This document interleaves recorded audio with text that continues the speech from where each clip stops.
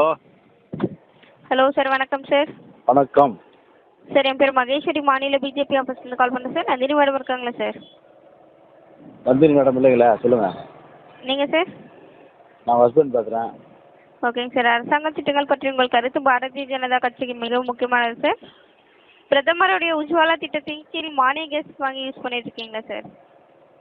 உஜ்வாலா திட்டத்துக்கு கீழே மானிய கேஸ் வாங்கி யூஸ் பண்ணிட்டு இருக்கீங்களா சார்?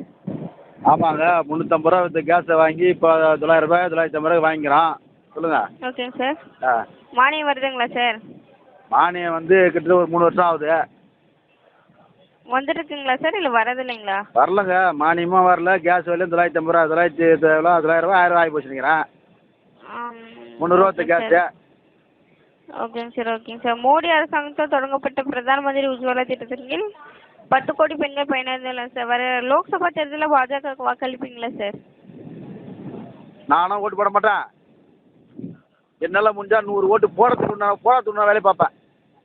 சார், இல்லை திருப்பி கேள்வி எனக்கு புரியல, திருப்பி கேளுங்க. பாஜகவுக்கு ஓட்டு போடுவீங்களான்னு கேட்குறேன் சார். பாஜகவுக்கு முட்டாள் பையன் தான் ஓட்டு போடுவான். மேடம் சொல்லுங்கள் சார். கேட்குதுங்களா?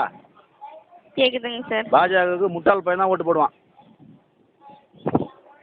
சார், அரசாங்கத்திடமிருந்து உங்கள் எதிர்பார்ப்புகள் என்ன என்பதை எங்களிடம் கூறுங்கள் சார்.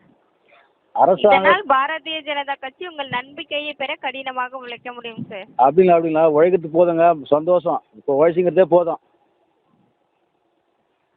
மேடம் சொல்லுங்கள் சார். சொல்லுங்கள். இப்போ உழைச்சிங்கிறதே போதுங்க. நாட்டு மக்கள் எல்லாம் செழிப்பாக இருக்கிறாங்க, சந்தோஷமாக இருக்கிறாங்க. 60 ரூபா விற்ற பெட்ரோல் 110 ரூபா 110 ரூபா விற்குது, மகிழ்ச்சி. 350 ரூபா விற்ற கேஸு 950 ரூபா 980 ரூபா 1000 ரூபா விற்குது, மகிழ்ச்சி. 650 ரூபா விற்ற அரிசி மூட்டை 1700 ரூபா விற்குது, மகிழ்ச்சி. வேறு என்ன கேட்குறீங்க? அப்புறம் சொல்லுங்கள், வேறு என்ன கேட்கலாம்? எண்ணெய் 100 ரூபா விற்ற எண்ணெய் 250 ரூபா விற்குது. 250 ரூபா விற்ற அன்றைக்கி எண்ணெய் இன்றைக்கி 750 ரூபா விற்குது, அதுவும் மகிழ்ச்சி. அப்புறம் சொல்லுங்கள். சொல்லுங்கள் மேடம், வேறு என்ன கேளுங்க.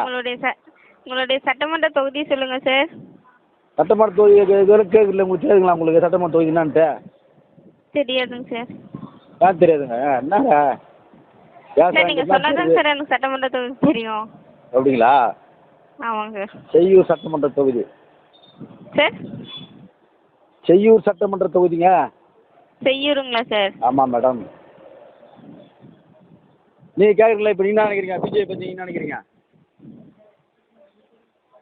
மேடம்? சார், பிஜேபி பற்றி உங்கள் கருத்து சொல்லுங்கள்.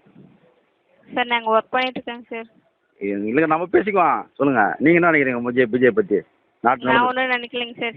நல்லது நினைக்கிறீங்களா? வரவிருக்கும் மக்களவைத் தேர்தலில் பாஜக வெற்றி பெற செய்யும், மோடிஜியை வலுப்படுத்தும் தாமரை சின்னத்தில் வாக்களிங்க சார். நீங்கள் ஓட்டு போட்டாலும் நான் ஓட்டு போட்டாலும் அதானி அம்பானி புள்ள, அதானி புள்ள, அதானி பேரன், அம்பானி பேரன், அதை எத்தனாயிரம் கோடி திடீர்னு ஒன்றானுக்கு பாரு.